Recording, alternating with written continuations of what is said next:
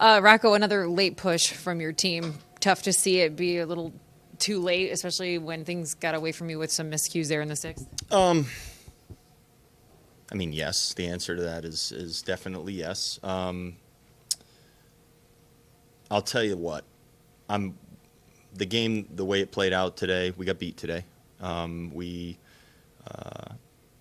gave ourselves kind of a deficit to work out of, and we had some good at bats late again, and gave ourselves an opportunity again to be a swing away from, I think, taking the lead at one point. And against a good team, sometimes you got to do it that way, and you got to finish it. But maybe more than anything else, with just the general way we've been playing for a little while now. One thing I'm not going to do is bury our group of players for the way that they've gone about their business, the way that they've prepared, the way that they show up here and play. Playing hard and playing good are two different things, and our guys absolutely do things exactly the way I would want to see it done, and they care, and they give it everything they have when they step out on the field, and ultimately that's all you can ask for. You can believe that the performance, you can think anything you want, but all you can do is get yourselves ready to play, compete your ass off when you're out there, and our guys do that. So it hasn't been going easy right now, and we're the only ones that can turn that around. And we know that's a responsibility that we have, and our guys know that too. But one thing I'm not going to do is go at them and talk negatively about the way that they've done everything this year, whether it's gone well or not. Are we playing well right now? No. Do I anticipate that changing? Absolutely. So with that said, how much of a head scratcher is it that part of the equation you feel so good about, but the results aren't there? And what can happen to get the results, especially early, where maybe you guys can have that confidence and that boost early into a ball game? Yeah, I think changing a team's mindset or general feel or energy, it's not an easy thing to do. But I do think that we just need to play baseball and not be worrying about the stresses of the fact that we haven't been playing well. I think that allowing our guys to go out there and play naturally and go out there and do all the wonderful things that they can do out there, which we haven't seen for a little while, but freeing them up, I think, mentally is one of the best things that we can do for them right now. And you know what? Instead of beating around the bush, I just told them that. I just let them know that. And sometimes maybe it just takes acknowledging it for a second instead of trying to fight it. Just let it go and just go out there and play baseball. You get the sense guys aren't trying to be too perfect.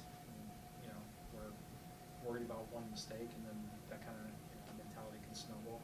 Yeah, I mean, this happens in this game, and we try to find ways through all of the ups and downs of a baseball season to explain why performance, both individually and collectively, goes up and down at times.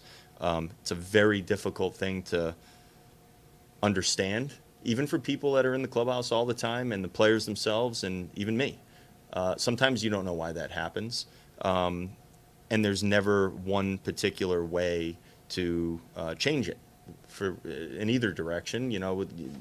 Generally you're always wanting to play better, so very, very complicated questions, and trying to get guys to show up and do things different physically is one part of our job, but I also think maybe even more importantly, getting guys to come in and sometimes change the general mentality, which can change the stress level, which can change a lot of different things for a player. And I've said this from my first day here, a relaxed player is a good player, and it is. It's harder to relax and just let your ability do the talking when, for a period of time, you're not playing the way you want to. So let's free them up and let the guys go do what they do.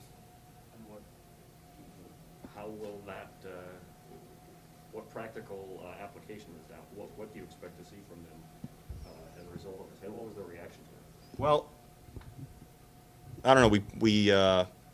You can let them say what the reaction was and maybe what they were thinking about that. But you know, you give zero cares. I've said this. I've said this about runners in scoring position, swinging the bats. I've said this about different parts of the game. When you are freed up and you are relaxed and you really don't care and let anxieties bother you, related to performance. We have 40 games roughly left on our schedule. Let's play the freest possible baseball that we can, and I think that has to do with having you're allowed to have a good time when you show up to the ballpark, getting your work in and preparing and with your teammates and things like that. We're going to go ahead and do that and make a point to do it, even more so than normal for the rest of the way. But zero cares right now about anything except going out there and playing the game. What can you say about Bundy's performance tonight? Dylan went out there, gave us a good opportunity to stay in this game and win the game. He did what he normally does, and he changes speeds well and mixes his pitches well. Talking with him after his outing when I took him out, he acknowledged that he didn't even feel that good physically. He didn't think that he had, his best fastball, and I think he said his slider. They didn't feel like they didn't feel the way that they normally would. He didn't feel like they were as sharp or crisp as they normally would be, and he still was able to battle through their lineup, get us to the sixth inning and keep us in the ball game. So I thought it was a gutsy performance by him.